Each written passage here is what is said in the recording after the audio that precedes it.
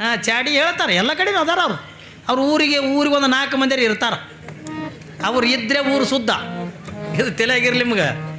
ಇವೇನು ಚಾಡಿ ಮಂದಿ ಇರ್ತಾವಲ್ಲ, ಅವರು ಇದ್ದರೆ ಊರು ಶುದ್ಧ. ನಮ್ಮ ಊರಾಗ ಒಬ್ಬಾಕಿ ಎಲ್ಲೆಲ್ಲ ಹಡಪದ ಅಪ್ಪಣ್ಣನ ಮಠದ ಬಲ್ಲಿ ಚಾಡಿ ಹೇಳಕ್ಕೆ ಮನಿ ಏನ್ರಿ, ಕೇಳಕ್ಕೆ ಮನಿ ಹನುಮಂದಿರ ಗುಡಿ ಬಲ್ಲಿ ಇತ್ತು.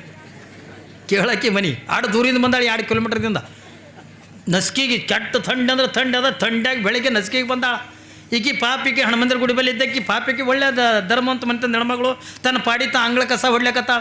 ಹೊಡೆಯೋದ್ರಾಗ ದೂರಿಂದ ಬಂದಾಳ ನೋಡಿ, ಥಂಡಾಗ ನಡ್ಕೋತ ಗದ್ದು ನಡಗ್ಲಕತ್ತಾಳ.